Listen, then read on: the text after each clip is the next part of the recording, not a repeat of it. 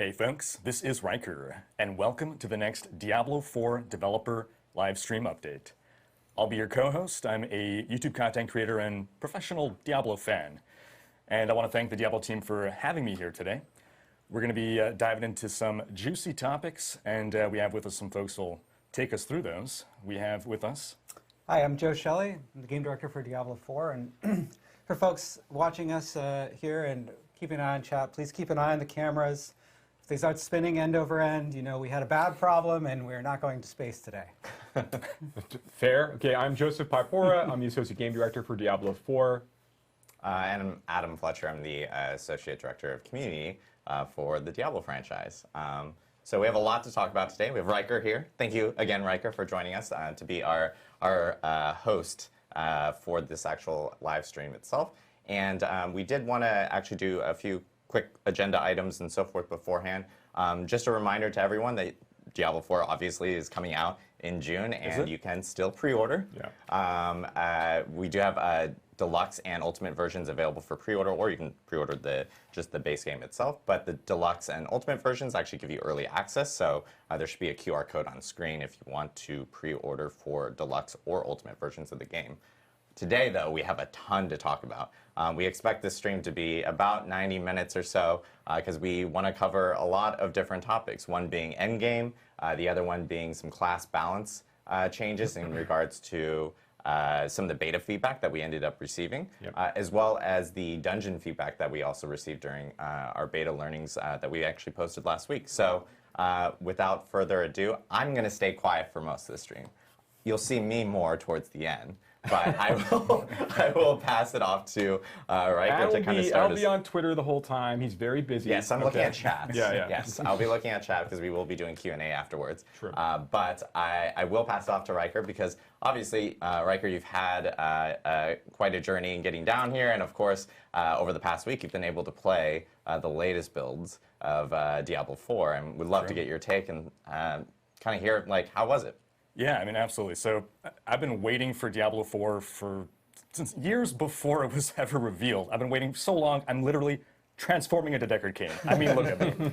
So yeah, when you reached out for the chance to come to the offices, play the latest build, then getting to come here, getting to experience it, getting to talk to some awesome people who gave me awesome insight into the build, into the systems, and get to play with decked out characters, endgame builds, seeing all the synergies coming together with the items, the Paragon boards and everything.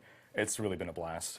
Awesome. Good to hear. I know one of the first topics that we wanted to jump into was, I believe it was talking a little bit more about the world tiers and the capstone dungeons, I believe. Yeah, because that's basically the gateway into all the other topics, right? Because we have the world tier system is like the different difficulties, and the capstone dungeons is how you unlock those and then get access to all that end game stuff. So I think we have some footage to show while, Joe, you want to talk us? Yeah, let's talk about this. So yeah, I guess the first thing we want to talk about here is when players are going through the base game experience, they're finishing the campaign, they reach level 50, they get to move into their first world tier content, which is the Nightmare tier. But before they gain access to that, they actually are going to have to go through what we call one of our end cap dungeons. These are longer and more challenging dungeon spaces that have big boss encounters mixed throughout. They kind of serve as like milestones where players are expected to pass in order to gain access to that next world tier. Now, Riker, when you were playing, you had a chance to actually check out your first NCAP dungeon, at least as part of this test. Like, what was your experience playing through this? Yeah, so the first NCAP dungeon, all right. I was one of those guys who was saying veteran difficulty is too easy, crank it up. So NCAP dungeon, I think the first one, it's recommended level 50. I was level 45, thought I was a hotshot, went in there. It was a humbling experience. That's how I discovered that, yeah, if you die enough times, you got to go back to town to repair your gear. So hardcore players beware. I had to learn boss mechanics, study, adjust my build, and eventually put my tail between my legs, go power up a bit more before trying it again. But then conquering it felt like a really great achievement, very satisfying.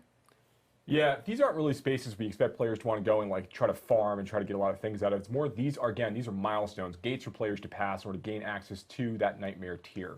Once the players actually get into this next world tier 3, they're getting access to a few new features. We're going to talk about a number of them today. So you'll start to see that areas of the world are going to be affected by the Hellside system. You're getting access to Nightmare dungeons. you're going to start to see unique items begin to drop in different parts of the game. And then you're going to start to see sacred and ancestral items also begin to appear in World Tiers 3, and then in particularly in 4. And also, in addition to those things, the world, of course, is becoming more dangerous as the players step into Nightmare and Torment tiers, World Tiers 3 and 4 respectively. Monsters can do more damage. They are going to be more aggressive.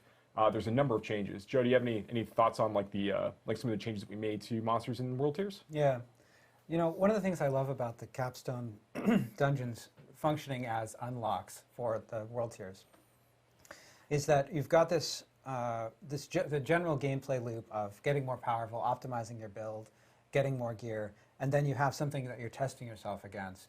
And then when you defeat that, you move into this entirely new world tier with all of the additional like systems and mechanics and features that unlock. So you're really moving into a place where new stuff is happening. You're unlocking new cool stuff. Yeah, enemies are more aggressive, they're more accurate, they're faster, they're moving more quickly. You start to deal with champion creatures, which are just more powerful minions that can show up in your elites and be affected in certain ways. That's right. Like, yeah, the monsters have certain cooldowns between their attacks. They have logic for how they do targeting.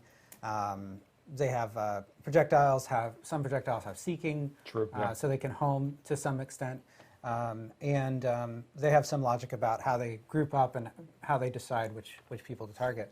And so a lot of those different parameters we adjust as you go up in world tiers to make the monsters more threatening because, of course, the players are getting more familiar with the game, they're getting more skilled, and they're also getting access to more tools in terms of new abilities through legendary powers or even unique items. Yeah. And one of the things we wanted to make sure we didn't do too much is it's easy for us to imagine that we could just make the game more difficult by increasing the damage the creatures deal or increasing the amount of hit points they have as you're going through these encounters. But we wanted to make sure that the world felt more dangerous as you progress into these higher world tiers, and that requires more work when working with monsters and those various encounters to kind of like create that extra level of challenge. Did you kind of determine and sense anything like kind of going from world tiers like 1 and 2 into like world tiers 3 or 4? Oh, I definitely felt it. You stated in the difficulty descriptions, I guess I just glossed over it and I just expected more damage, more health. Yeah, I know how difficulty works. But I was starting to feel, oh, the world just seems more hostile, more aggressive. And that's when I realized, oh, there's a lot more at play in the increased difficulty here than just bigger numbers, which is nice. There's one more thing I want to talk about with regards to world tiers as well. And this is I'm very excited about this talk in general. I've been waiting to have a lot of these conversations and with the audience they can kind of convey some of the more interesting depth and complexities associated with some of the systems.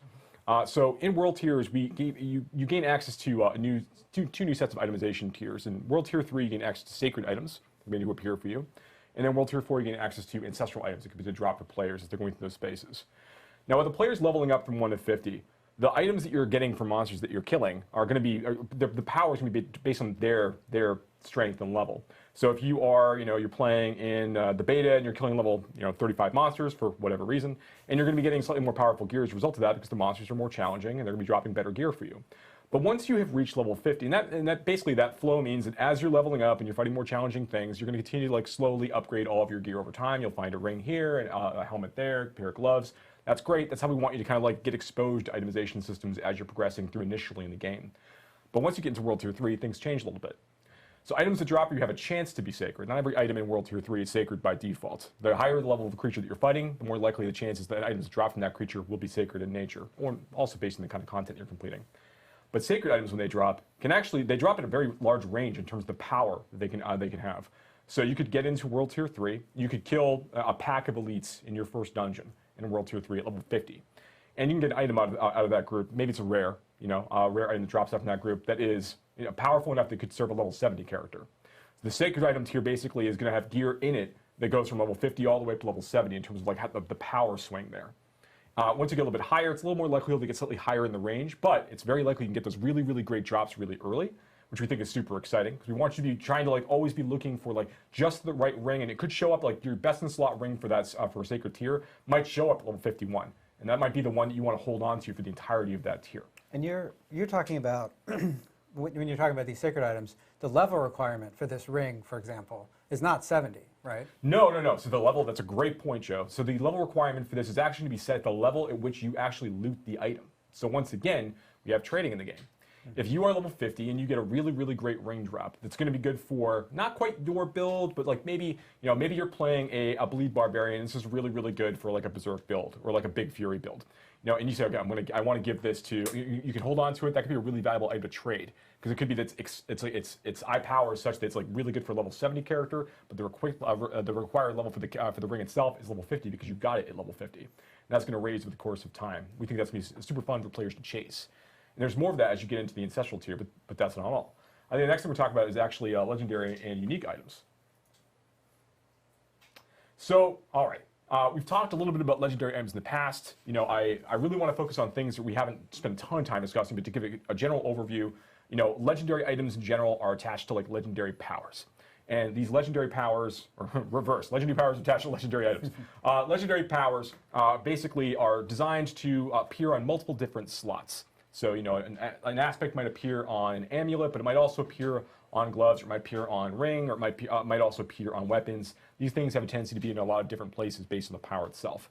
And we like this because it lets players like extract aspects and powers from items and put them into other items that meet these certain criteria.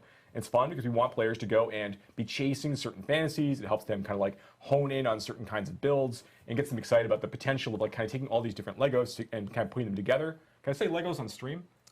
Yes. Legendaries, yeah. Legendaries is what I'm talking about. So once you get all of these legendaries together and you put them together, that's gonna be really, really fun.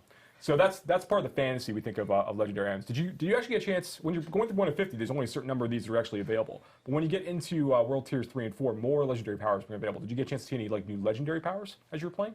Oh yeah, I mean I definitely got to see a variety of legendary powers. I got a certain number of drops. Drop rates didn't feel out of control, but you guys gave me some pre-made characters as well that were decked out with builds, and I saw lots of cool synergistic powers that came together to really make a build flow well.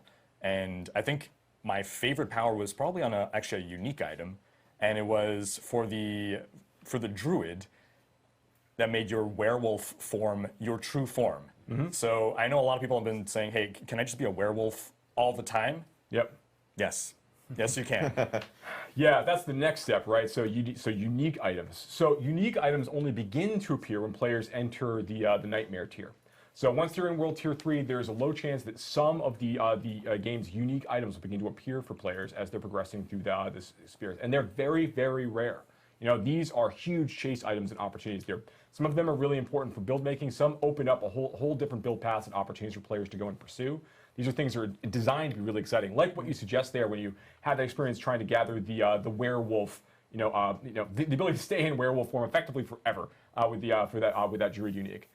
Really, really cool stuff. And there's more of these unlock over the course of your level progression as well.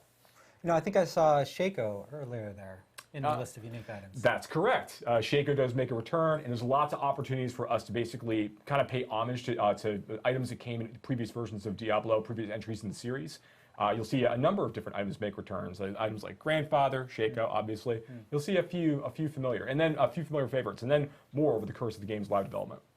Also, this is a good way for people to kind of see the new font changes and so forth that based off the beta learnings that we actually ended up posting last week. Yeah, we'll get more into the beta learnings later in the live stream. We'll go over them in a lot more depth. But yeah, absolutely, the font was a great example. I mean, I think we added at least 20% more serifs to the.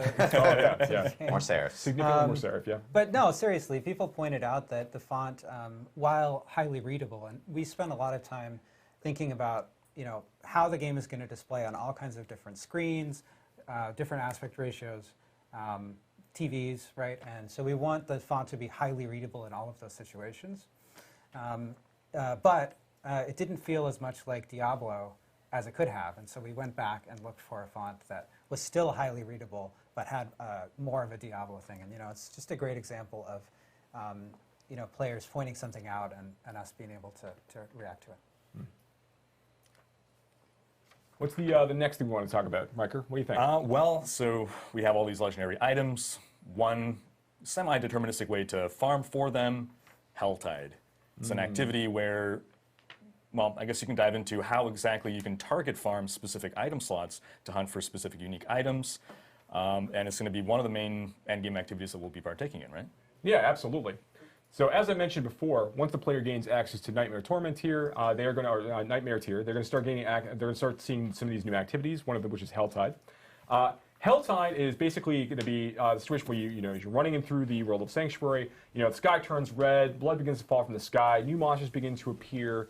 Everything is more challenging. New events are going to start showing up, and importantly, as you're killing creatures when you're within one of these Hellside areas, you're going to be getting what we call cinders. It's this new currency players will be able to collect while they're specifically within these spaces. And this is great because you get to take these cinders, and as you're wandering through the overworld, you might be running on your other players. You might be helping them do events together. Everyone's getting their own cinders as they go.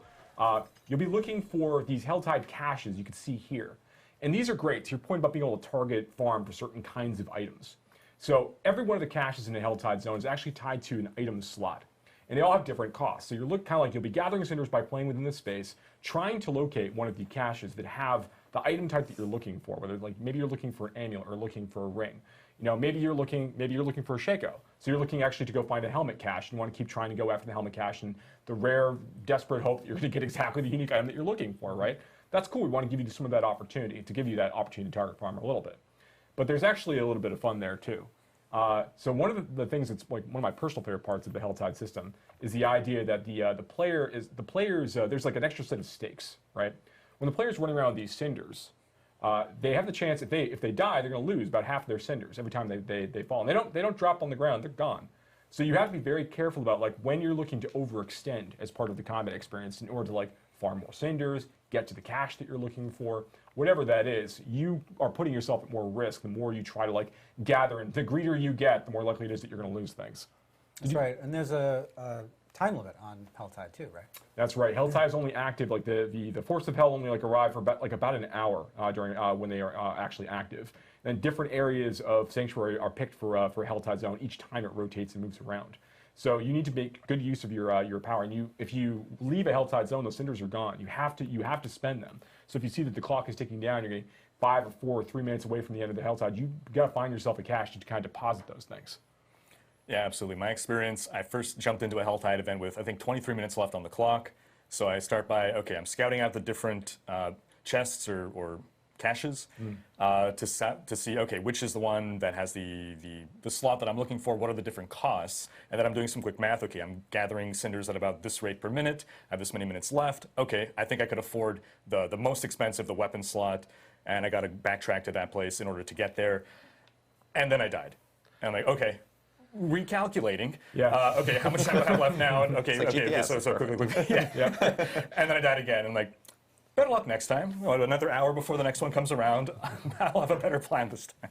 Now, granted, you can still get legendary items to drop for you. You can still get really good drops inside Helltide experiences while you're killing monsters. So it's not like if you lose those cinders, you've lost all opportunities for rewards. Yeah. But obviously, it does take a little wind out of your sails if you just happen to get jumped at the wrong time. Again, another great opportunity for there to be players nearby when they're trying to help out in those situations. Yeah, one of the things I think is really cool about this is that these chests or caches, boxes with loot and awesome loot inside, right? Each time a Helltide appears, they're in different locations, That's right? right. So you have to go and find them, as Riker was saying. But for the duration of that Helltide, they're in fixed places. So when you go into the Helltide area, it's useful to scout out and see where the caches are for the item slots that you're interested in. And then you can, mentally remember, okay, here I want to farm around here. I'm going to come back here. I'm going to get this item or whatever. And one thing I want to call out here, you saw one of the caches on the screen earlier, in some of our video that we captured for it. Now we did capture that with the UI off, so you can't see the icon above it, but there is an icon that says, in here there are boots. That's correct. So you will know before you open that cache what's in it. And I mean, that's not all. I mean, there's other risks and dangers inherent in Helltide areas. This is an opportunity for you to fight some different bosses. Again, like I mentioned before, there are different events and things that actually are going to be showing up. And of course, we can't really have such a wonderful experience as Helltide without our baby boy, the Butcher, showing up occasionally and causing serious mayhem and mischief in the overworld of Sanctuary. So lots of really fun things happen inside these Helltide areas over the course of the player's experience. And it's also an opportunity to farm a special crafting material, right? That's correct. There are craft materials like Fiend Rose and things that really are coming directly from Hellside encounters and those experiences. So you are looking to also get some of the materials you need for like really high tier like weapon and item upgrades from going through these places. So Helltide is what we're doing to farm crafting materials in order to target farm-specific drops. Another big activity that we're going to be doing, Nightmare Dungeons. You want to talk a bit about that? Yeah. So yeah, Joe, do you have anything you want to talk about for Nightmare Dungeons so first? Nightmare Dungeons are we're going to talk again. We're going to talk about beta feedback at the end of the show here, or near the end of the show. But Nightmare Dungeons are our key dungeon replayability system for the later part of the game, right? And you're going to get sigils, and Joe's going to talk a little bit about the sigils. But we're really excited for players to get to check out all of the cool ways that the dungeons can really be transformed by the Nightmare Dungeon system. Yeah, so first up, Nightmare Dungeons, very, very exciting system. Players haven't had a chance to play these in our betas yet, but as they get into the end game content, start going through World Tiers 3 and 4, you'll begin to see, you'll gain access to some of your first sigils, which are primarily initially earned by completing Whispers of the Dead, one of our other overworld content features that players will be able to engage with. Now, sigils are really interesting in that they are tied to a level when you find them, which is going to affect the level of the monsters inside that space. They have various afflictions, which we've talked a little bit about in streams in the past. These are going to modify the way that level rolls out. But Nightmare Sigils, when they are activated, after you collect one, is going to basically open up a portal near an existing side dungeon. And in the pre-release version of Diablo 4 and additional seasons, we basically select a subset of all of the side dungeons of the game that can become Nightmare Dungeons for that period. So players become more familiar with a set number of these because they know that they can be populated with these Nightmare Dungeon experiences. So you might already know, whether it's Annex Acclaim or whatever it is, what the layout of a given dungeon might look like normally. But Nightmare Sigil is going to change that by introducing these new afflictions and then also these greater afflictions. We showed earlier in the video like this. Right now, actually, we're looking at this hell portal, nightmare portal that can open up and basically spawn in all these monsters from other like monster families.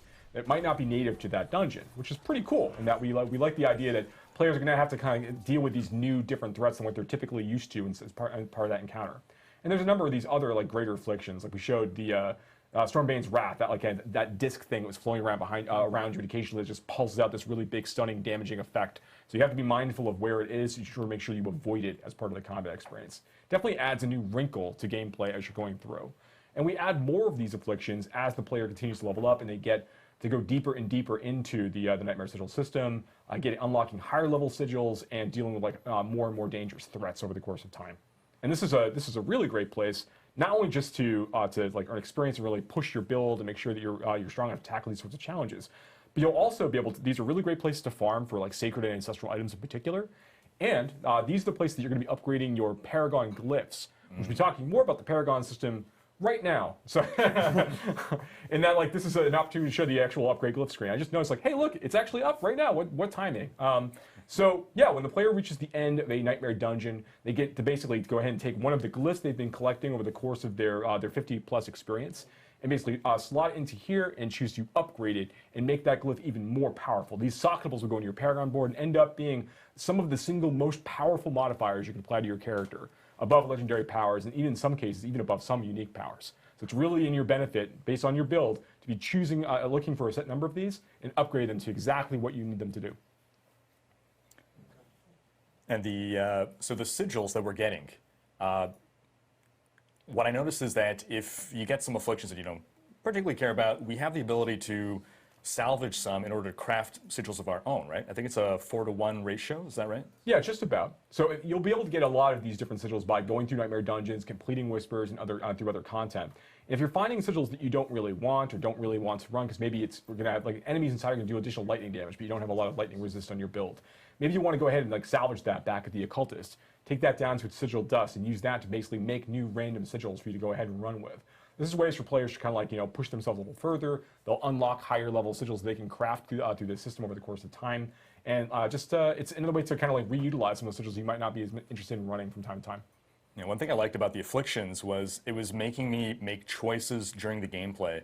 Like two that I can speak to, the Nightmare Gates that we were just showcasing. Let's say I'm in the middle of fighting an elite and I'm almost taking him down. I see that Nightmare portal opening and I'm like, okay, should I take care of that before it starts spawning more monsters, or do I finish this fight first? I'm forced to make a decision, and I got to live with the consequences if I think, maybe I should take him down, and then no, the fight becomes more challenging, and nope, I should have taken care of that gate first. Another one is, I forget the name, but it's some kind of blood cyst that starts to grow, and then if you just don't touch it, it eventually explodes in a huge area. Yeah. And it's either, okay, destroy it before it does that, or get the heck away as fast as possible. Again, making choices, and it's like, okay, I think I thought I had time to get away, then I got crowd controlled, and then boom, one shot. So I like how it changes the dungeon experience depending on which of these afflictions that you get. Yeah, absolutely. And there's death counts in some of these as well. As time goes on, you get into the deeper ones. Where you got to be careful. You can't choose to just throw yourselves at these things, and if you're making mistakes, you have to really evaluate carefully how you're progressing. Yeah. Sure, yeah. That's true. So yeah, you got a chance to play through some of those. So yeah, Nightmare Dungeon is very exciting, and they'll go up beyond level 100 as well. Actually, so this is a content type that you can actually fight up to creatures up to level 150. Actually, as part of the experience, based on how far you're able to push yourself as time goes on. So really excited about how far players can go with that. All right, now you're talking about Glyphs and the Paragon system, so let's talk more about those Paragon boards. Oh, let's do it. Okay, Paragon boards. So we've talked a bit about Paragon in the past. We've shown pictures of the board just like this, and we've shown you things like, hey, look, like here's normal node, and this is a way that you're going to earn like 5 willpower. But that's not all this board is about. There's a lot of other complexity and things to deal with in here. So there are basically 4 types of nodes to kind of like quickly reprise some of this information. The first, of course, is normal nodes. Then we have what you show here is magic nodes. These are different affixes that you can collect over the course of time. Usually they're like a little bit more difficult to find a direct like version of on items. So like something like this, for example, crackling energy damage. So there's that's a sorceress, so like a lightning spec sorceress ability or passive effectively, where she'll occasionally be crackling out damage to nearby targets. You can now boost that by finding this particular magic node, which kind of might eventually unlock other builds for you to kind of go and chase after. But then there are rare nodes, which is on the next slide. And here, okay, so there's some information here. Rare nodes have a pretty powerful effect right off the bat. But then on top of that, there's this bonus effect down below that you can sort of see. Where on this one, it is, another 60% damage to elites. If you reach a certain amount of dexterity for your character. So the point here is that like rare nodes on their own, which there's about 10 or more per board, rare nodes are already pretty powerful generically. But then on top of that, if you were able to hit these thresholds for the stat requirements for these rare nodes, that is going to make them very, very potent for you indeed. And when you're looking at the board, these are some of the most critical things you'd be thinking about when you're plotting your path through each board. Which of course, there are a number of boards available for you at launch. And then when you'll be able to rotate them, you'll have to choose how you want to progress through rare nodes, whether you want to engage with the legendary nodes or not. This is a really important thing. Yeah. One other bit about this, just because it's easy for me to forget about, is that when you're going from Paragon board to Paragon board, like in the first board, this might be the cost. But then when you're looking at the second board that you're progressing through, those requirements are actually going to go up. So it's not in your interest to go like run from board to board, just unlock as many of these as you can directly through that way. You need to spend a little bit of time into the board and pick the ones that you really want, because the next board that you unlock to get more rare nodes of different types, those will be a little more expensive to unlock those bonus effects. The thing I think is really interesting about these is the way that I look at the board, right? When I open a Paragon board, the first thing I do is go and look at the nearest rare nodes to me, to where I'm starting, right? And then I look at the requirements for those bonuses, and then I start looking at the normal nodes on the way. I'm like, oh, okay, well, I'm pretty close to the dexterity required here through my gear. Are there some dexterity nodes that I could hit on the way here that would take me over it? And how much do I care about that particular bonus? And then I'm comparing it to the other ones, and I'm thinking about that. So the normal nodes actually become sort of a path that you're trying to take to turn on these bonuses. Absolutely, and that's not all. There's one more node type as well, and then we're going to get back to normal nodes in just a second. So then we have our legendary nodes. So every one of the boards for each of the classes has a legendary node somewhere on it, and these are really, really powerful powers like you'd expect. They are a legendary power, effectively unique to the Paragon board system for that class and for whatever that particular board is trying to convey as its overall build type. So these are really, really powerful things to go and collect, but they're actually not the most powerful thing. This is just an additional, extra powerful affix you can kind of apply to your character, but you kind of do this in concert with other things that you're looking for, like I mentioned, the rare nodes. And I also talked before about glyphs, and we're going to talk about that next. So when you basically, as you're going through the board, there are going to be these sockets that you can unlock.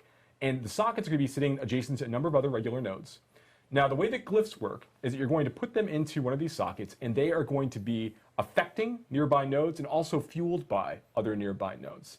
So if you hit certain thresholds inside some of the glyphs, you're also going to unlock powerful bonuses that are going to always also affect nearby nodes at the same time. And as I mentioned before, glyphs can be leveled up pretty high. They continue to grow the radius of the affected nodes as you level up through certain tiers. So it means they can affect larger and larger areas. And the boards are not symmetrical in nature as you're progressing through. Because the player can rotate their board and choose which gate they actually want to enter from, you have to kind of choose from board to board where are the sockets on this board. Are they near the stats I really want for this glyph? Because this glyph is going to be fueled by dexterity nodes within range of the glyph effect, and it's going to do additional critical strike damage, whatever it's going to do for me as a result. That's a really, really important choice to make, and because all of the boards have different configurations, different socket locations, and different things near those sockets, you have a lot of interesting decisions to make about where you actually want to invest your time. How does it matter? How does it feel to do this relative to the rare nodes you might need on that board from a different board instead? Fun decisions for players to make as they're going through. We want ultimately to feel like the Paragon board system allows for two incinerate, focus, burn type sorceresses to feel like they've got very different paths to the Paragon board, different decisions to make, even if all of their skill choices are identical. Yeah, it's something that we've talked about a lot with Diablo 4. Is the idea that even if you have let's say Incinerate is a powerful sorcerer build and you want to play Incinerate, you're not going to necessarily be the same, have exactly the same loadout as another Incinerate sorcerer. That's right. One thing I found really cool about the Paragon system that I didn't realize at first is that every Paragon board is almost like a Paragon class, like a specialization class, where it's all built around a certain theme, fantasy, playstyle, and it all revolves around that central or off-central legendary node, and then the rares kind of support that same theme, and it extends to the blues. So on a Necromancer, oh, this board is the pure summoner fantasy, and this one is the blood mage. And looking at it that way really made it very cool for me to be able to explore. Okay, I can merge these two together. I'm going to go bone and blood, and just further explore and dive into that specialization. Yeah. There's 220 Paragon points that players will be able to have by the time they finish leveling up their character at level 100. We want those choices to feel like they've got meaning individually. Players can respect the number of those choices if they want for gold cost. We want to be able to play with this system and be able to kind of experiment with different ideas as they go. But importantly, we want them to feel like that the choices they made for the 220 matter a great deal to their overall performance. Yeah. Yeah, super fun, I think. But. What are we talking about next? Well, I guess at this point we can talk about some of the beta learnings. We had a beta. The community gave a lot of feedback, and you folks took in that feedback, digested it, and transformed it into actionable change in the game. You want to talk to some of the things that were changed? Yeah, I keep saying we're going to talk about that. Now is the time. So let's start out with looking at some of the class changes that we did. So there's a lot of text on this screen. You've had an opportunity, if you've been following along, to check out our blog that documents a lot of the changes that we were able to make as a result of feedback from players in the 2 beta weekends, and also from data that we get. We get a lot of data. How many times someone dies in.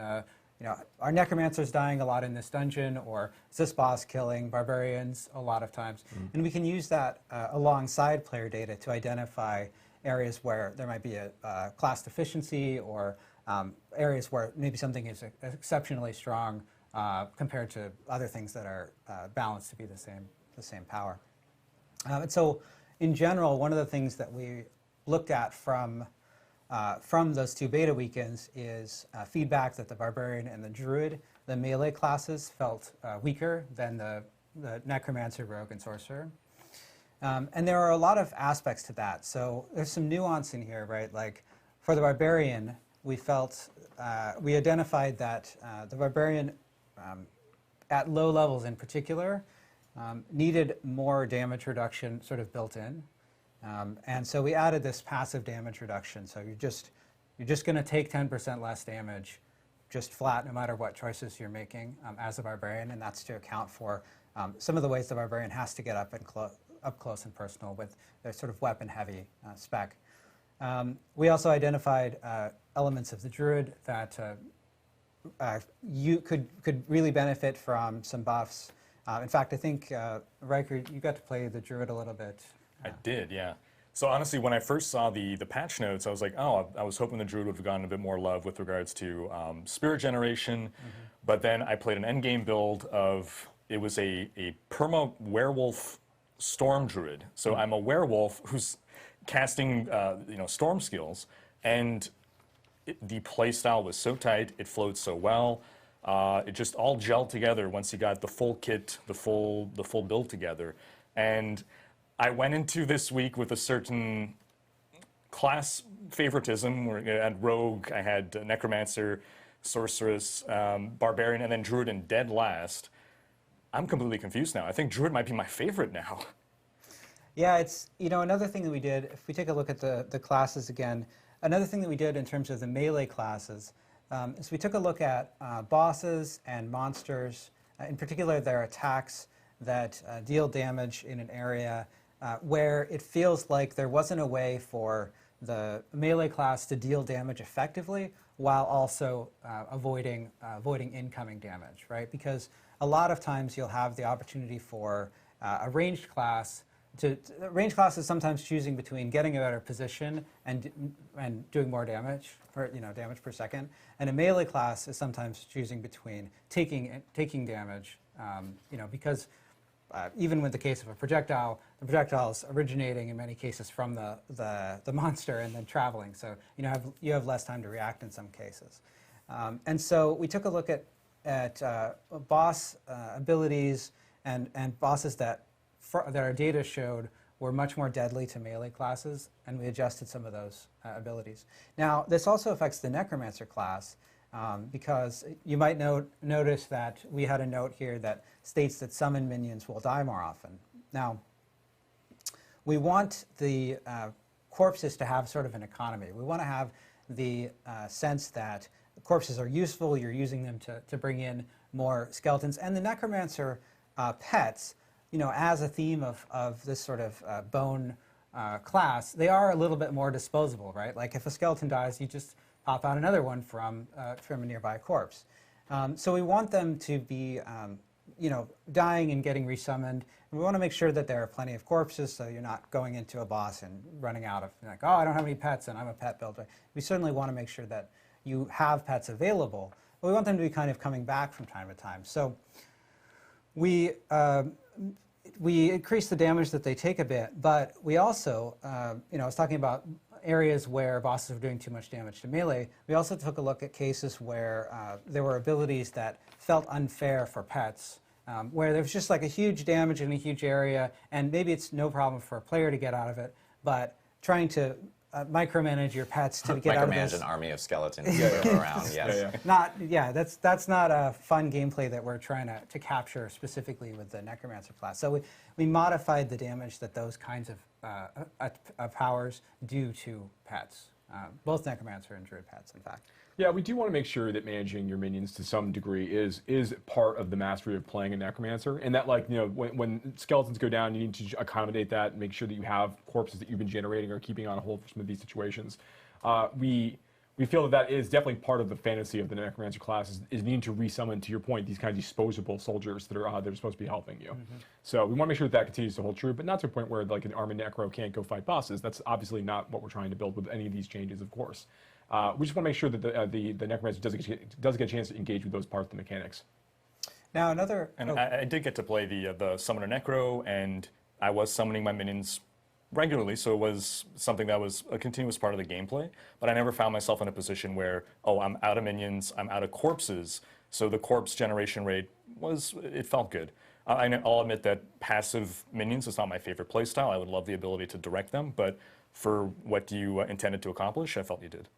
Yeah, so, one of the other areas of feedback, we have a note here that says, that might be a little bit confusing. It says we reviewed the class skills to confirm that there were good options to get out of control impairing effects. In many cases, what we mean is unstoppable, which is the effect in Diablo 4 that clears all control impairing effects, crowd control effects, and makes you immune to them for the duration of that effect. So the classes are designed so that every class is intended to have access to a good set of options to clear crowd control, so that there is an interaction here between, monsters are doing crowd control and I have options to remove it, but I need to think about those options. And we saw feedback during the beta that at early levels, some classes felt like they didn't have enough options there. Riker, in your play at the higher levels, did you feel like that was still an issue? I don't remember it being an issue at the high levels of play, no. Going back to my favorites, Barbarian now is my second favorite after being my fourth. Again, yeah, the melee playstyle I felt gelled really well with a high-level Barbarian. It all came together. I didn't feel I was being punished for being in melee. I didn't feel constantly crowd-controlled or an inability to gap close. He had the spears to bring enemies to me, the lunging attack to close the gaps, and a good toolkit to deal with everything. So the last thing I want to note on classes, of course, is that there are a few other changes beyond what you're seeing here. I think some people called out Hydra changes. We made a lot of small changes to classes. There are also some cases like legendary powers. We updated legendary power effectiveness, which is sort of vague, but it's really just that there are a bunch of small details, and we're sort of tweaking them. The other thing I want to talk about is dungeons, right? Yeah. So we got a lot of feedback from players that there was a lot of running back in dungeons, and there were really two ways that we wanted to tackle this.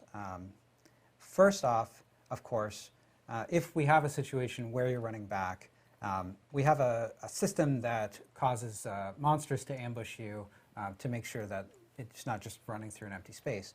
So we added more ambushes. But secondly, and this is really the more effective aspect of it, we changed the layouts of dungeons and where objectives were located in the dungeons. Oh yeah, that's right. Look at this. Graphic design is our passion. Yeah, absolutely. I wish that I made this graphic because it's. I did laugh really hard when I saw this the first time. So I loved it so evocative. much. But I did not make it. But I think this is a great example. So this is one of the dungeons that players called out in beta, Hoarfrost Demise, right, as one that had a lot of run back. And one of the reasons that you can see here that it has so much run back is that the objectives are laid out in a way that you have to run down a long, narrow hallway to get to one, and then you have to run back. It's a dead end, and then you have to run back down that narrow hallway. So we changed the layout of Hoarfrost Demise like this. Right. So you can see that the objectives, which are those diamond icons there on your screen, are along the main path of the dungeon. And remember now, in this case, the player has explored all of the dungeon and you can see all of the map. Yeah. But when you're playing through the dungeon, you don't have, the map is fogged, you haven't explored it yet. But it's set up in such a way that as you're exploring through the dungeon, you're going to naturally encounter those objectives along your way, and so you're not going down and then having to backtrack a long way. Yeah, and in our objective view, this was going to lead to smiles. Yeah, this is good. But no, it's important. Like we want to make sure that as you're progressing the space, you are naturally coming across these objectives in a simpler way, as opposed to you need to kind of wander and kind of backtrack a lot more as part of that. Yeah, and in fact, we identified a number of dungeons that got this feedback in beta. And we also, we were talking about nightmare dungeons. We also want to make sure that nightmare dungeons have this. We address this for nightmare dungeons as well, because it's a key replayability system, as we were just talking about earlier. This is another example of Cordragon Barracks. It's another dungeon that we saw a lot of feedback and screenshots from beta, where you can see that the objectives are set up such that clearly you're going to have to run back all the way back through that long hallway. You're going to spiral around. You have to go out. You have to explore out from those spirals, and you can end up getting confused and running back. Because the other thing that happens here is that if you've run to an objective and the next thing that you have is back along a path that you know about already, then why wouldn't you just run back along that path that's empty of monsters? It's not fun. It's more fun to kill monsters, but it's more efficient than exploring some unknown that might or might not lead back to it, right? So that's a key part of these layout changes as well. And if you take a look at the next shot here, you can see how we rearranged the objectives in Paragon to ameliorate this. Yeah. Now, these aren't the only changes that we made either. There's some other things we did to actually just straight up just regular objectives. So there's things like, there are some dungeons where the players are asked to kill all the monsters inside a dungeon space. And in those situations, we've made it so once the players reach a certain threshold of monsters they've killed, rather than saying there are potentially as many as 50 zombies in this cave. After the player has killed, 49 zombies, they might still be normally looking around in the last corner where a zombie is kind of hiding in a closet someplace, right? In this situation, instead, once you reach a certain threshold of zombies that you've killed, now they actually begin chasing you down. They start looking for you in that situation, such that you don't need to go crawl through the entire space and explore every inch of unexplored area in that dungeon just to find the zombies. Some of them are going to come after you in those situations, which is a great change to make it a little bit easier to engage with those things. And then there's another one, we have features or dungeon objectives where the player is asked to go and collect anima, which are just these objects, these motes of energy that drop on the ground when you kill certain kinds of monsters. Sometimes you need to go and gather a whole bunch of these things and then bring them back to another area to deposit them. Sometimes it opens a door, might summon a boss, all kinds of things that we do with this. But in these situations now, when players are collecting this animal when they're running around the dungeon trying to find all these creatures and do these things, you're going to also gain various buffs by picking these up. You're going to gain some resource back for your class. You're going to get some other things. It's actually really great. When you actually deposit these things, you're going to get a health potion. So there's lots of things we're trying to do to make sure that those experiences help speed you up and feel great to engage with, while you're also going through a lot of the layout changes that Joe just talked about. Yeah, I'm glad you pointed out kill all monsters, because players rightly identified a couple of key problems. First off, with kill all monsters, of course, if you're having to go and hunt down one of those monsters, that's effectively backtracking, right? You're running through an empty space. And the other aspect of it is that the sort of the intensity curve of the excitement in the dungeon is going down. You're backtracking through a bunch of empty space, and then when you get there, it's not going to be an exciting moment. There's going to be four monsters hiding in the corner, and you're going to kill them, and it's going to feel sort of well, I guess that was a requirement that I had to turn one off. spider. Right? Yeah, it's almost similar to Den of Evil, Diablo 2 feel and so forth, but now them being able to seek you out means less backtracking, less hunting in corners for that one fallen or wherever. And the other thing I like about it is that it increases the intensity at the end of the dungeon, right? Because you have the monsters. You're still clearing the last monsters, and now you have monsters running at you. What was your experience with these changes? Yeah, so this was probably my #1 complaint about the beta was the backtracking. I'd often, in a dungeon at some point, reach a point where I'm like, okay, I have to run back or I have to go look for a monster. And with these changes, I don't think I ever had one of those moments, or at least, I'm not going to say there was zero backtracking, but there wasn't enough that it would have come up as an issue that I would have complained about. I know some people, say, oh, suck it up, backtracking has always been part of Diablo, it's part of the game. But the changes made hasn't made the experience linear. It's not oh, now we just have one quarter to go down. As you were saying, now if you do go on a side path, there could be things to run into, but just overall, everything from an experience standpoint just flows a lot better.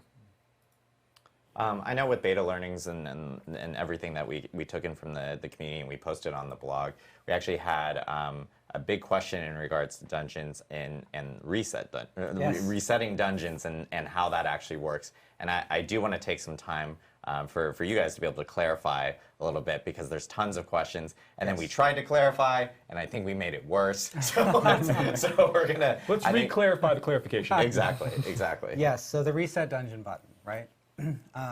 So we added this button earlier in development when there wasn't an easy way for dungeons to reset naturally.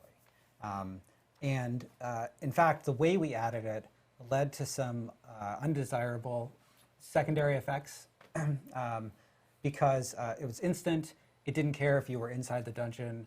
It doesn't care if the dungeon is partially completed.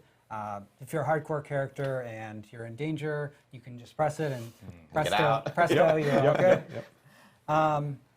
And since we initially added this button, the amount of time for dungeons to reset organically, we've been working with our online team, and we've been making changes to, over the course of development, like how Town Portal works, how dungeon reset work. And so the way that it works today, if you are outside the dungeon, and if everyone from your party is outside the dungeon, so if you're alone, just you, and there are no town portals open in the dungeon, then the dungeon will naturally reset over a period of about 60 seconds, about 30 seconds of matchmaking and 30 seconds of cleanup.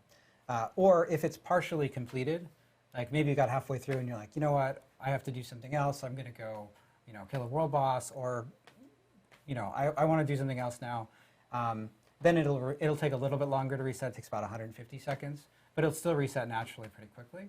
And the other case here is that you've got maybe you're doing the dungeon and there's some particular objective in the dungeon or side quest in the dungeon, and someone, one of your friends joins and they want to do that side quest too, right? But maybe you've already completed it in this dungeon. So you can also hop out of the dungeon, which you can use through the Leave Dungeon button right in the UI as well. It does have a short cast time, so not as quick, yeah.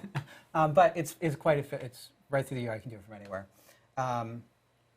Invite the other person to the party, to your friend to the party, make them leader, hop in, you'll get a fresh dungeon as well. Yeah, so hopefully that clarifies. You can still reset. Resetting dungeons is still a thing in D4. It's just we removed the button essentially, so you just have to wait a little bit longer for the dungeons themselves to reset. And I did want to go over two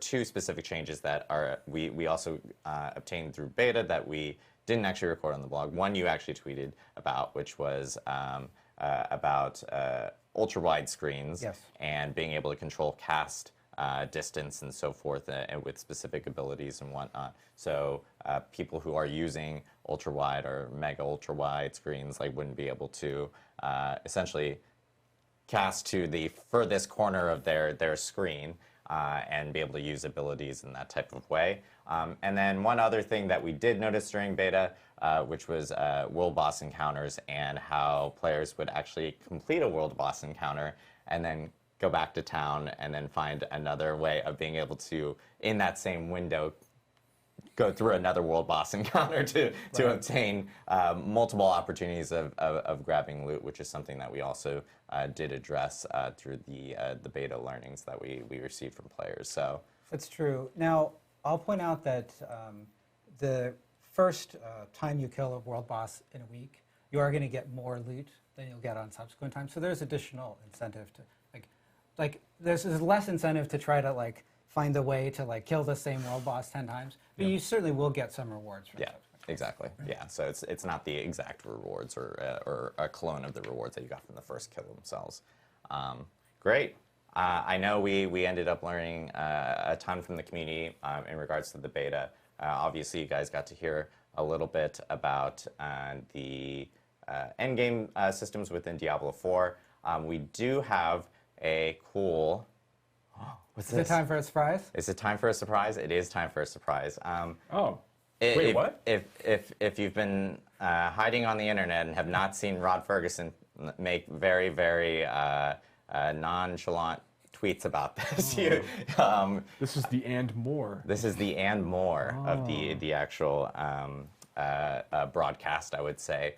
So happy to announce that we've been hearing a lot of feedback from players about wanting to experience more Diablo 4 and check it out, before the game's release in June.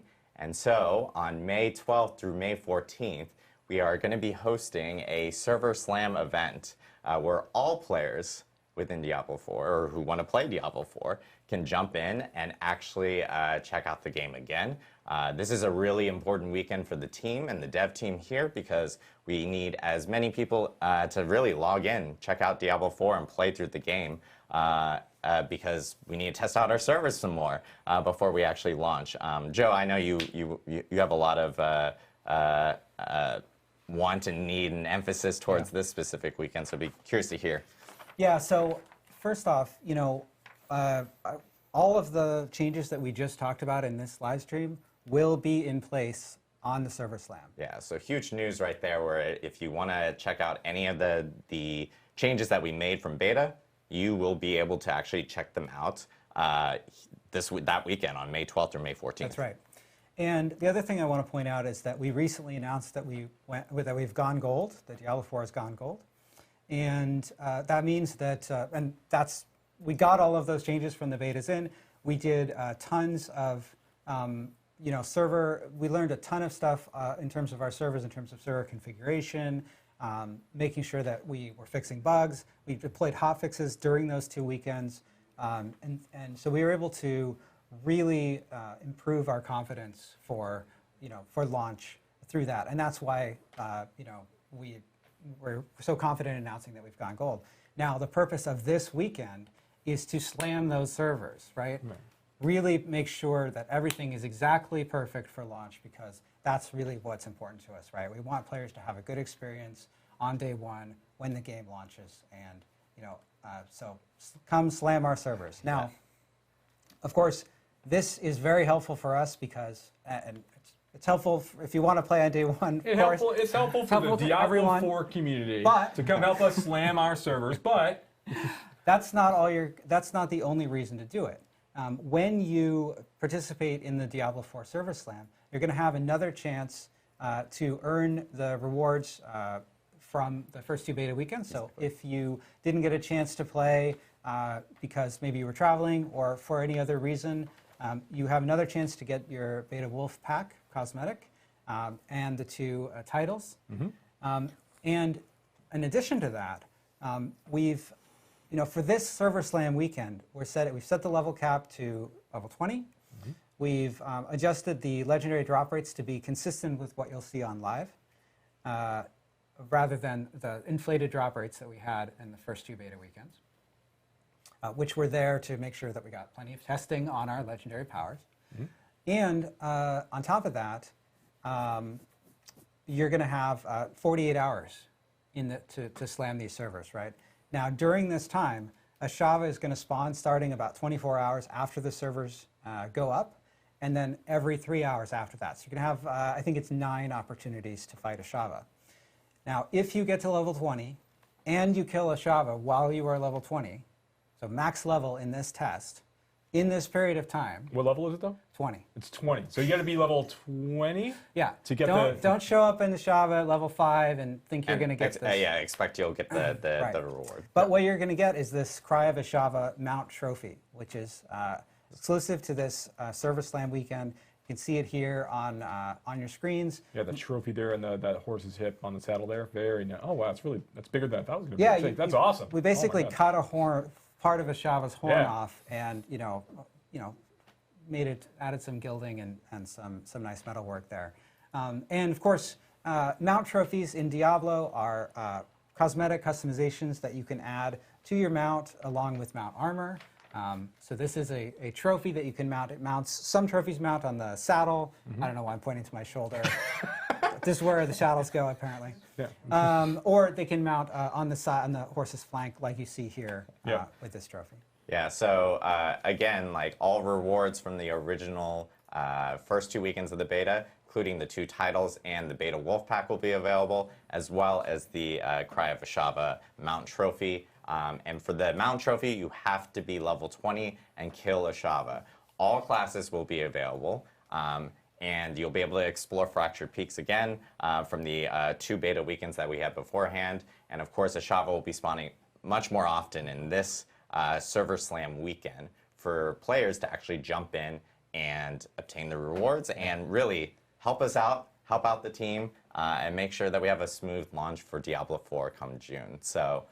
Huge news for all of this, and we will have a blog that will be going either live right now or live immediately after the broadcast for players to actually read about all this information, and that will be available on diablo4.com. So make sure to check out the blog, get all your information there, and jump in on our Server Slam weekend, March 12th through March 14th. It's another opportunity to play Diablo 4 before the launch, which is really great. And you can test all the new beta changes, which is really cool. And one other thing that I do want to note for at least PC players who are jumping into the Server Slam weekend, the team here has done some massive work on some of the PC optimization from the first two beta weekends. DLSS 3 for NVIDIA cards will also be available for people to try out in the Server Slam weekends. Or Server Slam weekend. Sorry, there's only one. I don't want to like set expectations or anything. But there's more graphic options and optimizations and so forth for PC players to check out. Yeah, looking forward to everyone really hitting the servers and really helping out with the game. We do want to jump into Q&A because we always end with Q&A. Riker actually has a bunch of questions that he was asking his own community that we will most definitely go through as well. And then we're also going to be grabbing some questions here from chat and so forth. One question that we have been seeing that has come up within the community beforehand, and we'll start off with this one, which is how long will it take us to get through the battle pass? It's a question that a lot of people in the community have been talking about over the last week and a half. And I know that we wanted to talk about it a little bit more here.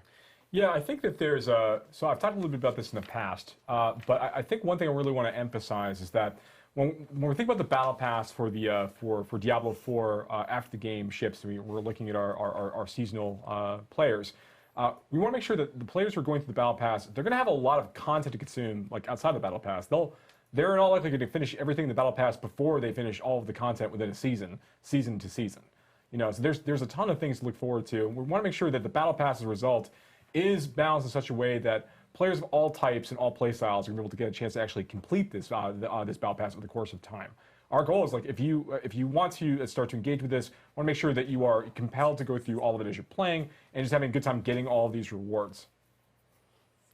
Yeah. All right. Cool.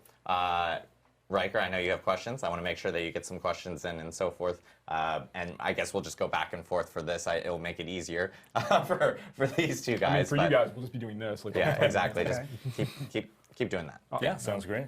Well, so first off, something that you were, I think, touching upon earlier, and correct me if I misunderstood, but I think on the topic of Nightmare Dungeons, it sounds like every season there's going to be a rotation of 30 dungeons that can be turned into the Nightmare Dungeons. Is that right? So we want to make sure that we've got a subset of the dungeons we have in the overall game. There's over 115 or so side dungeons available in the baseline Diablo 4 experience.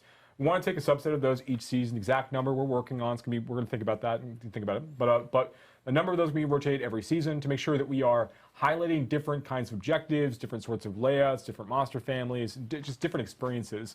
And we also don't want players to feel that they're going to have this where they have to be thinking about all 115 different dungeons every season, every time, with regard to this system in particular. So that is the idea, is we do want to rotate through these from season to season while we're looking to introduce other ideas. Yeah. Cool. I got a question here from, I'm not going to butcher Twitch names, guys. I do this every stream. From a Twitch user. From a Twitch user in chat. Do you have any plans to keep interest for people who don't plan to play in seasons? So we are going to be making, on a regular basis, part of our live updates. We're not quite ready to talk about all of our seasonal plans and all of our post-launch plans yet, but I will say this, that we're going to be having a lot of really rich and interesting content updates for our seasonal players, but we're still be making balance changes and adding new legendary items and unique items and things of that nature for players who are playing in the Eternal Realm, the place where you will be able to never have to worry about a character reset or do any of those things. There will always be new infusions of some game content at that level to players going in that space. Cool. But for the richest experience in the post-launch environment, I would highly recommend checking out Seasons because we're doing some really, really cool stuff. All right. So one thing that I noticed in the December press beta to the public beta was that changes were made to the skill tree. There were new passive skills, there were new paths made amongst the passive nodes. So I'm wondering, was the skill tree designed in such a way that you can, over the course of seasons or expansions, add new passive or active skills? Yes. So the skill tree really that we have for Diablo 4 at launch really is just the beginning for these classes. We are going to be looking for new opportunities to create more playstyles within each of the classes. We'll be adding new passives, potentially new skills in the future. These are things that we would like to do. it is likely that these kinds of updates, particularly of like new passives, like new nodes, new things in the skill tree, are more likely to happen as part of our our future larger like expansion size updates, rather than things might be happening as part of seasons. We have lots of interesting customization options we're going to be adding as part of seasons, but they might not touch the skill tree specifically. Okay. We've been seeing this question a lot. I've been seeing it in chat as well, and there's, I think, some confusion in regards to altars of Lilith, how those will work in between seasons, or will those reset? Like, how does that specifically work? Sure.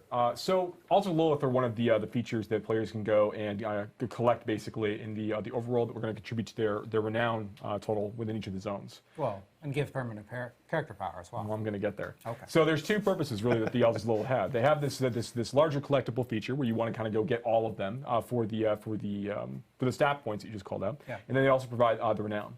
So renown is reset on a seasonal basis. So when you start a new character, your renown score goes back down to 0. You'll have to go and finish side dungeons, go do side quests, go find altars of Lilith, go do these things in order to kind of get that renown back up to unlock all of those benefits. Now you don't need to go do all of that content in the zone to max out your renown bar. There's actually way more activities that grant renown than you actually need to complete in order to finish going through and filling up all of the renown and getting all 5 tiers of the rewards. When it comes to the stat gain, so basically, to your point that you were just speaking about, altars of Lilith also have another purpose, in that when you find one, they give you a stat boost that is supposed to apply to your character and all characters in that realm.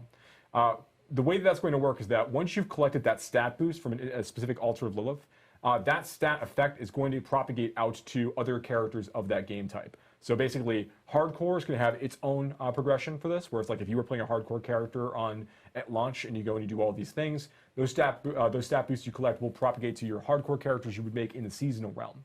And the same is true for players who are playing in the normal realm and playing the normal game mode. All the stat boosts they're unlocking via the altars of Lilith will also unlock for their seasonal characters in the future, such that players don't need to go and collect every altar of Lilith with every new season, but you do want to get some of them. They do still grant experience, and they do give you some bonus towards your boost towards your renown. But there's not the sense that you need to go and like do every single one of them every single time. We want that to be a really fun experience for players to engage with it, particularly while they're exploring Sanctuary for their first couple times at most, and have that bit of fun. Otherwise, players can choose to engage with them or ignore them as they go into their seasonal playthroughs in the future. Right. So characters, if you unlock a permanent stat boost in Season 1, that will persist into Season 2. That's correct. All right. With regards to item farming, we touched upon how Hellside, you can target farm specific slots. Is there any other kind of item types where either you can only get this item in this zone, this location, or is there some greater propensity for some items to drop off certain monsters, anything like that? So we have a number of different creatures in the game that have a chance to drop particular things. World bosses, for example, have a really, really good chance to drop Scattered Prism, which is the crafting material you need in order to add sockets to items in the game. And then there are certain content types that have the chance to grant certain materials, like Fiend Rose, for example, really only shows up in Hellside areas. And the only way to raise the level of your glyph is by going through and doing nightmare dungeons. When it comes to item farming, we also, and I've talked a little bit about this in the past, but I think it's good to remind people, and also just to continue talking about it, right? Because it's a new mechanic.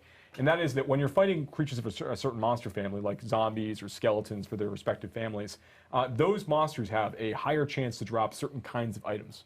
It's actually a bonus chance to drop certain item types kind of happening in the background. So it's not like if an item, like for example, skeletons have a chance, they have a chance to drop crossbows, irrespective of your class. So you're playing a barbarian, which can't use crossbows as one of its weapon types, and you could be killing all these skeletons, and you might just get a crossbow drop as a result of that. That's tradable with rogues. There's other things you can do with that, but that's not taking a roll from the skeleton. It could drop everything else in addition to that crossbow. It's like an extra bonus thing that skeletons can drop. Every monster family has a few different things they drop this way. So as players are going through the experience, and particularly while they're leveling up in the campaign, they'll occasionally start saying like, oh, I'm getting like a lot of like rings from this, or I'm getting a lot of boots from this, or I'm getting a lot, and they'll realize that over time, they'll realize over the course of time that these are being dropped based on the monster families they're engaging with. So as players discover more of this, and they continue to fight more monsters and start mapping some of these things out, they will uncover the right areas or the best areas potentially to farm for certain kinds of things. And that includes like unique items as well. So if you're looking for a unique crossbow, maybe it behooves you to try to fight a lot of skeletons because they have a chance to drop crossbows in addition to other things. So these are the sorts of things that, like, as you're diving deeper into like the hunting gameplay, the item hunting gameplay, these are things to look at. That's not the end. There's a lot more we're going to be doing as the game continues to mature and as we're going into like our post-launch period. But you know, we'll talk about that when the time's right. Fair enough. This one is kind of tied to some of the Server Slam stuff that we just announced, which is, will there be any additional changes made to the game after the Server Slam weekend, like what was done during the beta? No, I mean, we announced that the game has gone gold. The Server Slam is, you're testing a version of the game that is very close to the launch version of the game. That's why it's so effective as a Server Slam. Now, of course, as a live service game, we're going to be continuing to take feedback exactly like you saw during the beta, after the game is launched, and making changes and making improvements based on data and player feedback. Awesome. All right, overlay map versus mini-map. Mini-map is a little map in the top right corner. Overlay is what we had in the past in D2, where you have this semi-transparency of the large-scale map over your actual gameplay. D4 does not have an overlay map. A lot of people are asking for it. What's the reason for no overlay? Yeah, so when you're playing through an action RPG and you're playing through that core loop, you're basically switching between two modes of behavior, right? You're killing monsters or you're navigating. And you're switching back and forth between those really quickly. And so it can be helpful to have that be as fast as possible so that you can I just killed those monsters. Okay, where am I going to go? Is there an objective to the left or right? Right. And so the overlay map is very effective at doing that. In fact, it's so effective that it's up there's no reason to ever close it. And so there are a lot of solutions that we've seen different games do in terms of like trying to mitigate sort of its effects on combat in terms of fading areas around the player or other things like that. What we're trying to do is we're trying to keep the combat and navigation spaces as clean as possible by separating them a little bit more. And so that's why you see the mini-map, you see the pin system on the map, you see, in certain cases, edge of screen indicators on the mini-map. We want to add more of those kinds of things. But ultimately, you know, our goal is to make sure that players, when they're going back and forth between combat mode and navigation mode, that they have the tools that they need to do it efficiently, and they don't feel like it's a huge hassle. So we're going to be continuing to look at this feedback. For launch, you know, you won't have an overlay map. We're trying to make that experience as smooth as possible. But we're going to continue to listen to player feedback on this point. All right. We have a question saying, are all dungeons going to be single floor iterations with halls like traversing, or are we going to get like maybe multi-level dungeons or anything that brings like elevation or depth and so forth into those? You know, it's interesting that one of the things that we did in Diablo 4 that's really cool is that you don't have to load between dungeon floors. An interesting effect of that is that you might not always notice when you're going down a floor into a lower floor. There is there are staircases and there are sort of moments where that shows up, and there's UI that appears that shows up.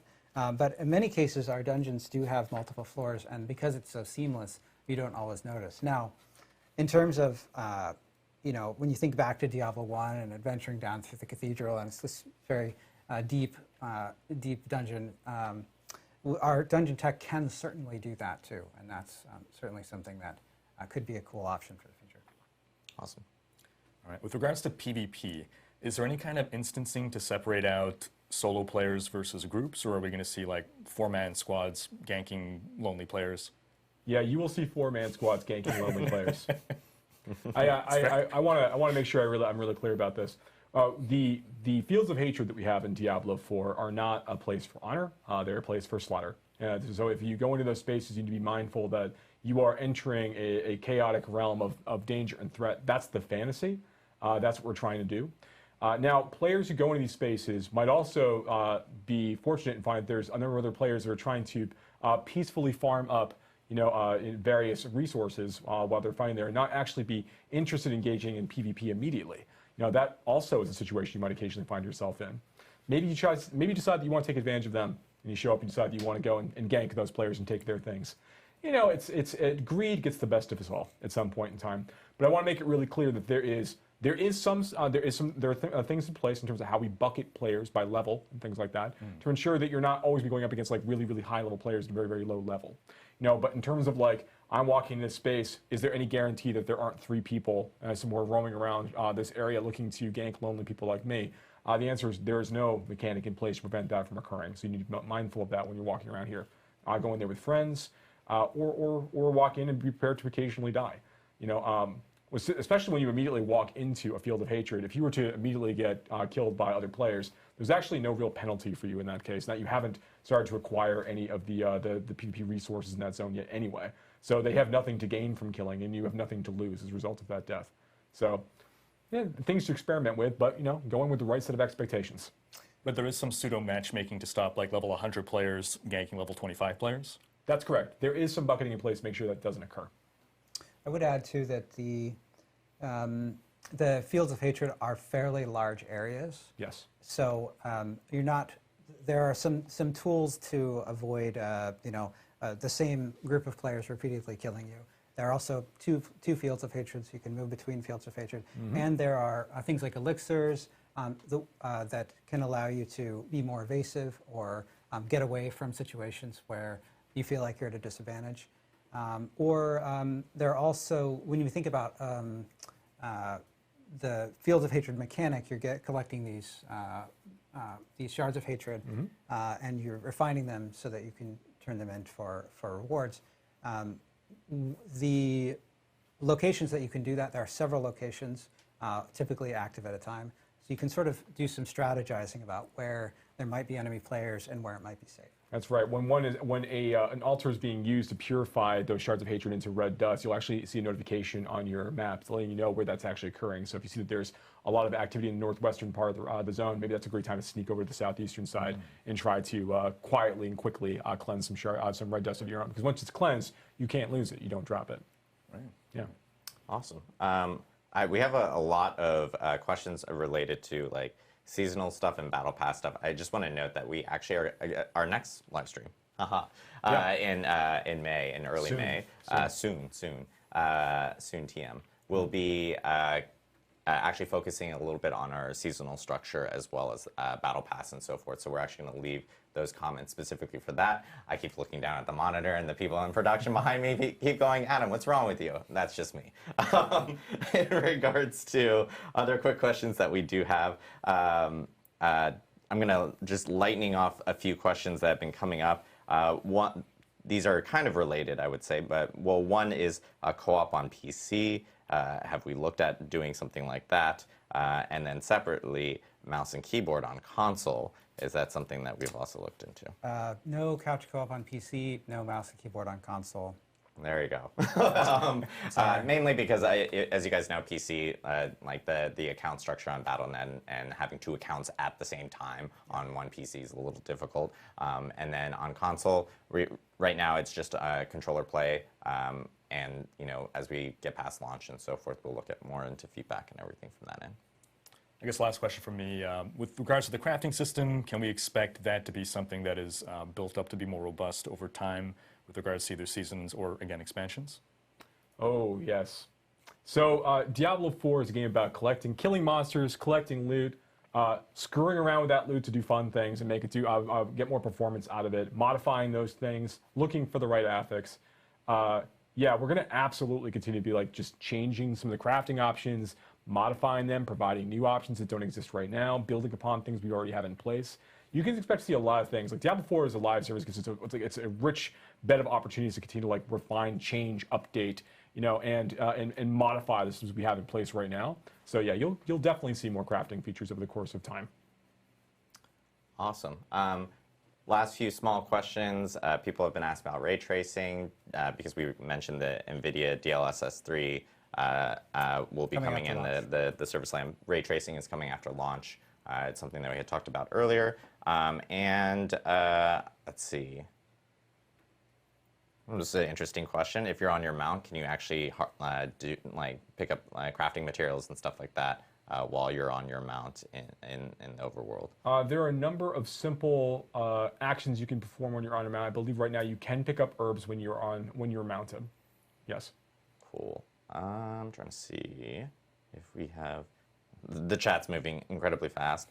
A lot of people are talking about WASD movement right now. We don't have any plans for incorporating that. It's something that we may look into post-launch or whatnot from our end. Cool. I think we got a decent amount of questions in. Talked about this, the beta learnings, and of course all the information about Endgame And the Server Slam. and the Server Slam. Ashiba's Server Slam. Yeah. Yeah. On you mentioned WASD movement, so no WASD movement will not be in the game at launch, but in the Server Slam, do check out the additional control customization options that we added. Yes. They are referenced on the blog, and we want to continue to add more ways to customize the control scheme in the way that you're thinking of. So something that we're thinking about for the future. Exactly. So thank you guys again, and thank you, Riker, for joining us this week. I know you've had a opportunity to play through the game quite a lot. We've just stuck him in a room. He's really just played the game a ton this week. But we really appreciate everyone tuning in for the Diablo 4 developer update live stream. Again, our next live stream will be sometime in May, early May, and we'll be talking a little bit about our season structure as well as our battle pass. And a few other things that we did want to call out on in terms of Diablo 3. We have season 28 currently going on right now. It's an awesome season. Highly recommend checking it out. Yeah, check it out. If you haven't. And then, of course, with Diablo Immortal, they just came out with a big update about a week or two ago that added a new PvP system into the game. So make sure to check that out if you haven't as well. For Diablo 2, we do want to announce one quick thing as well, which is the Diablo 2 Season 4 Diablo 2 Season 4 will actually begin on May 4th. So we did want to get that out so people can plan their calendars, because it's always been a fun, exciting time within D2R for people to do the ladder race as they kind of get prepped for it, take time off, call off from work. We'll give you a doctor's note. It's perfect. So, but yes, thank you guys again for tuning in to the Diablo 4 Developer Update live stream. And we really appreciate you guys and appreciate the feedback. And thank you again, Riker. Thank you so much for joining us. Yeah, it's cool to have you. Yeah. Any parting words from anyone over here? Well, Yeah, go ahead. we would like you to slam the server. Yeah, do that. Yes. Yeah. You must be level 20. And, we tested, an interesting thing is that we tested the Ashava fight at level 20 Yep. to make sure that it was doable. Yes. We were pretty sure it was doable, but we did want to check to make sure it was doable. They were like, okay, go on. It is quite challenging. If you are having a lot of trouble with it, you can always go down to difficulty level. That's true. You difficult- could always go World down Tier to 1. World Tier 1. That's right. Yes. And Woody Joe, we expect you to solo it. Solo For it, sure, there you go. for sure. And again, you can pre-purchase Diablo 4. We have a QR code up there. We have a deluxe and ultimate version that are available for the digital version that can give you early access up to 4 days before launch. So yeah, thank you guys again and really appreciate it. And one other thing. We are going to be raiding into 2 Diablo partners, both from YouTube and on Twitch. So make sure to stay on the channel if you want to check them out. And yeah, thank you guys again. Really appreciate it. And thank you from everyone on the Diablo team. See ya. Yeah.